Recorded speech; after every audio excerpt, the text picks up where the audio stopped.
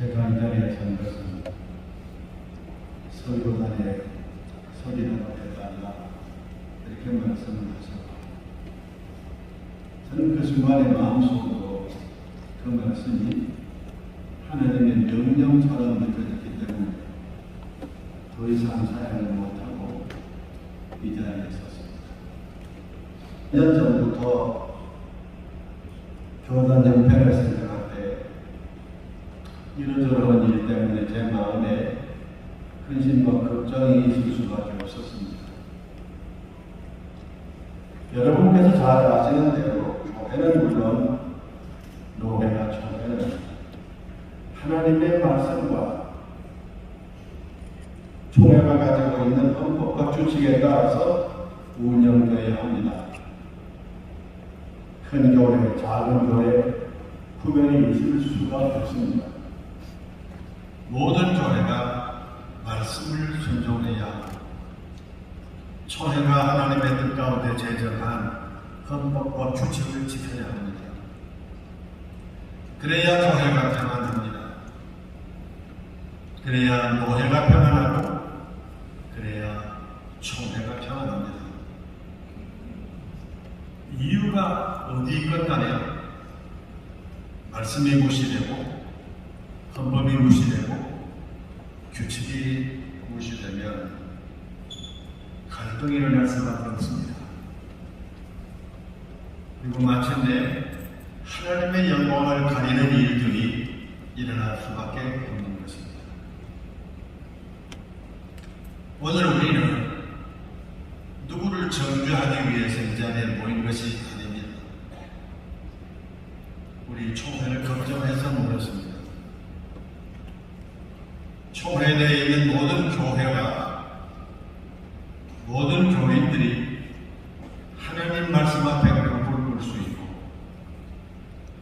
총회가 하나님의 뜻 가운데 제정한 헌법과 규칙을 잘 지켜나가는 우리 교단 되기 위해서 이 자리에 모였습니다. 잠시 오늘의 말씀을 살펴보기로 하겠습니다. 하나님께서는 우리에게 자다가 깰 때가 벌써 됐다고 말씀하십니다. 그리고 밤이 깊고 낮이 가까웠으니 어두움의 일을 벗으라고 말씀하십니다. 빛의 갑옷을 입으라고 말씀하십니다. 하나님은 이 말씀으로 이 시간 우리를 일깨우십니다. 먼저 자다가 깰 때가 되었다고 말씀하십니다. 여러분이 잘 아시는 분들 여기서 말씀하신 때는 카이로스입니다. 중요한 결단을 해야 될 때입니다. 경각심을 가지고 일어나야 할 때입니다. 지난날 우리 한국교회는 민족의 혼을 깨우는 교회였습니다. 그래서 세계교회가 부러운 눈으로 우리 한국교회를 바라보았던 것도 사실입니다. 그러나 오늘의 한국교회는 어떻습니까? 우리 스스로가 생각해도 부끄러운 점이 참 많은 교회가 되어버리고 말았습니다. 하나님께서 오늘의 한국교회를 자랑스러워 하실 수 있겠습니까? 우리가 스스로 잠자는 자리에서 일어나지 아니하면, 깨어나지 아니하면 하나님으로부터도 버림을 받을 수밖에 없고 세상으로부터도 버림을 받을 수밖에 없습니다.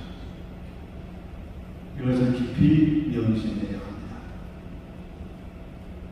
다음으로 하나님께서는 우리에게 어둠의 일을 벗으라고 말씀하십니다.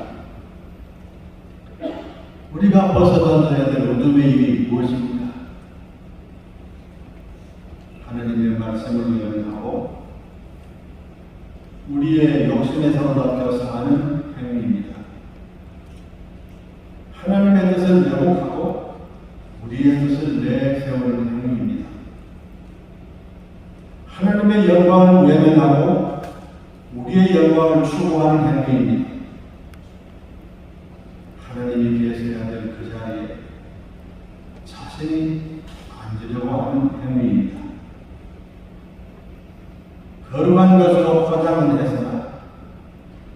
세상 것으로 가득 차 있는 행위입니다.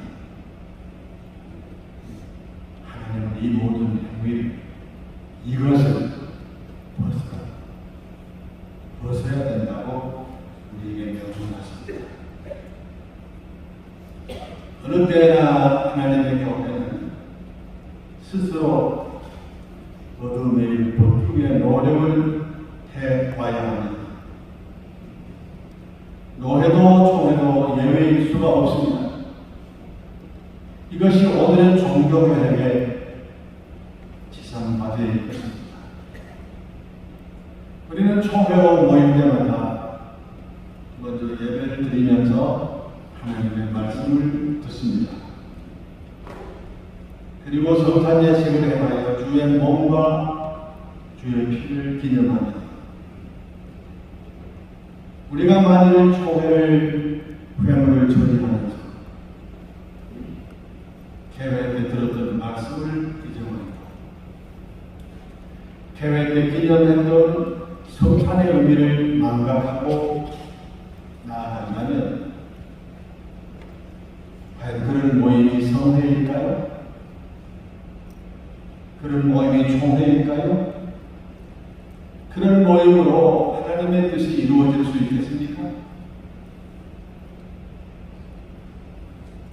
하나님의 말씀이 외면되고 하나님께서 총회를 통해 제정하신 교단의 헌법과 규칙을 외면하고서는 아무리 총회 이름으로 모였다 하더라도 거룩한 모임이 되기는 어렵습니다.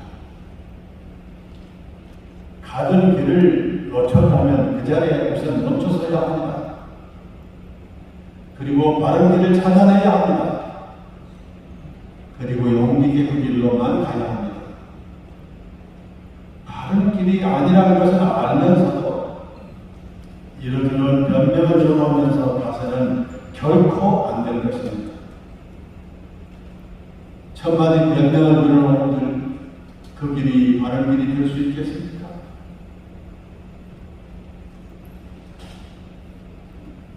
마지막으로 하나님께서는 우리에게 빛의 갑옷을 입으라고 명령하십니다. 우리가 사도행전을 통해서 깨닫게 되는 것은 하나님께서는 거짓과 탐욕이 그의 교회 안에 들어와서는 결단코 안 된다는 말씀하고 계심을 깨닫게 됩니다. 사도행전 5장 1절부터 11절까지 말씀에서 우리는 아나니아와 사피라 부부 이야기를 볼 수 있습니다. 그들은 사도들과 교회를 쏘리려고 하다가 그 자리에서 죽었습니다. 엄청난 사건이죠. 무서운 사건이죠.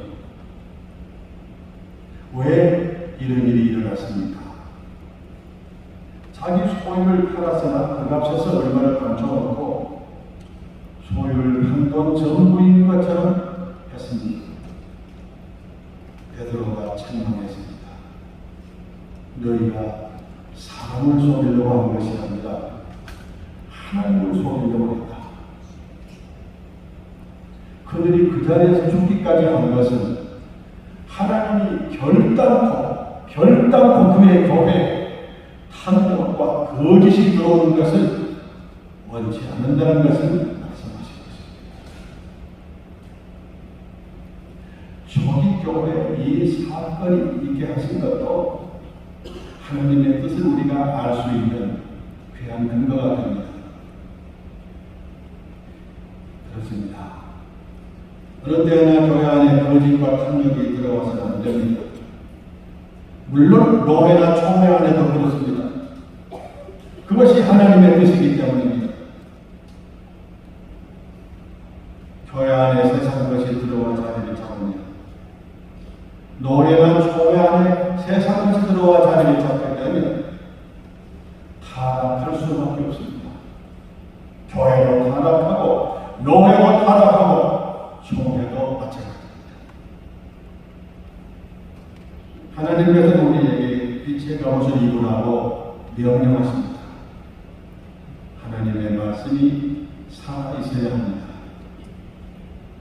우리의 삶 속에, 우리 교회 안에, 노회 안에, 총회 안에, 그리고 하나님과 하신 법도와 질서가 살아있어야 합니다.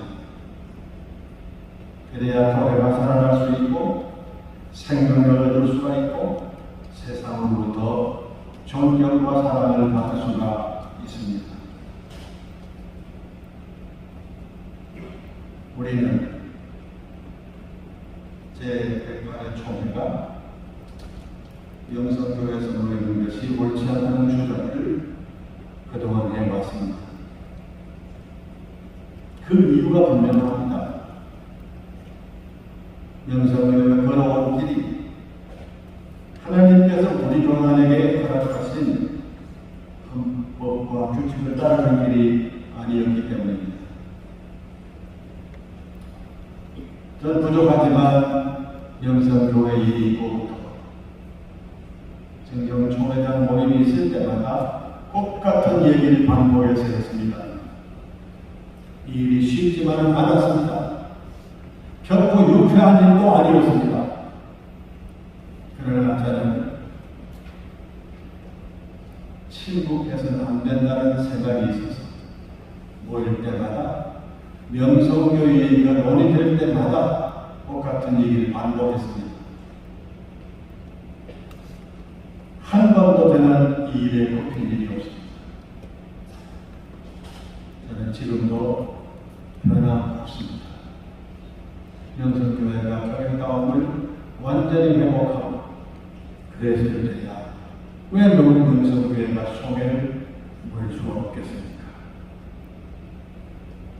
우리는 우리 총회가 빛의 갑옷을 입는 총회가 되기를 진심으로 바라고 있습니다.